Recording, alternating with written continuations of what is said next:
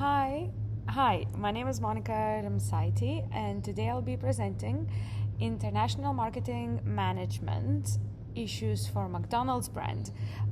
Maybe not necessarily issues, but the concerns or the challenges they're facing internationally as a brand.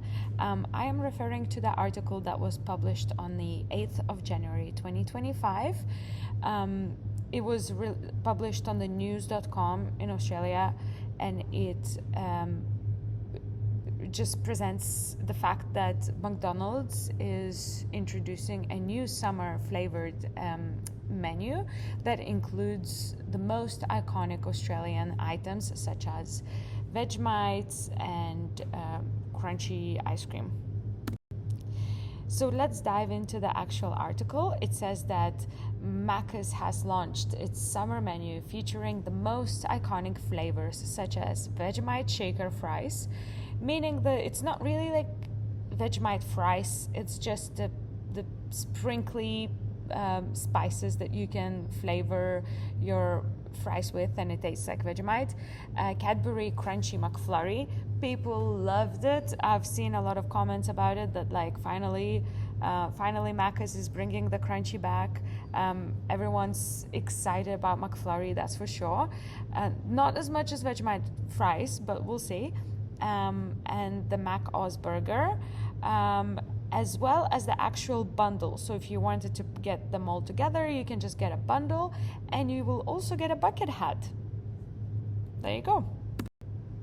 Now, what are the key marketing issues that McDonald's is facing in Australia? So there's going to be 4 issues that I'll discuss today. One of them is the balancing tradition and innovation.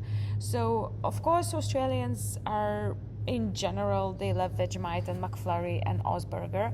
However, there is a lot of international people, multicultural people in Australia, tourists and so on, that they just love the classics. And this limited time deal may not really appeal the traditional users. Second is very similar. So the cultural alignment and risk management, it actually tracks back to the tradition, right? So culturally, these Vegemite fries may not be appealing to everyone. Vegemite is very acquired taste. We all know that not everyone loves it, and so it's quite risky to introduce such items.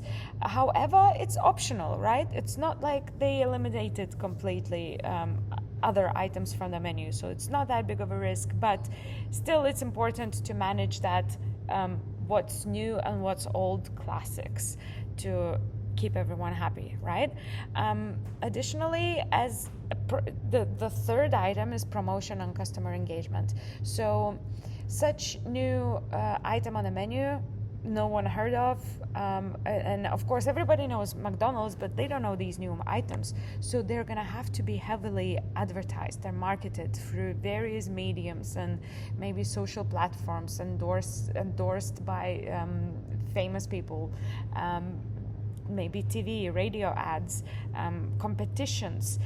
Macca's might want to do a lot of things to actually just bring it up to the surface to make sure that all of the people are aware of the new items. So this actually must cost a lot of money. And the limited time offer strategy might drive urgency and sales.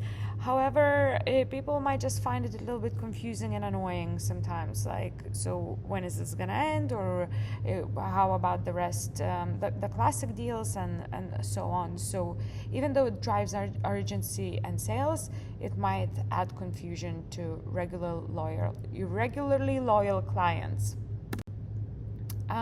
As a CMO, what would I do? So first of all, I would heavily celebrate Australian culture because this menu is introduced to Australia for Australian people, and it's just in time for Australia Day and Anzac Day, and celebrate the flavors and what we have, and Australians are quite into that. They love their own country, right? Once again, creating urgency and limited time only deals makes people buy. Just not overdo it, I would say. and encouraging social media sharing or social media campaigns, like share with a friend and win a deal. Or the only way to attract people to use and buy more is to get them to try and feel like, okay, I like this item, I wanna buy more of it. So we want them to try and share with the friends, maybe win a meal. Maybe McDonald's has a great app where they could just add like winners, rewards programs for people that buy that limited time summer menu, right? And to finalize this presentation, I'd like to invite everyone to think about a few questions, such as, how could global brands effectively introduce products to regional markets without affecting their core identity? We all know that global markets are quite standard and maybe just classic, let's just say quite orthodox.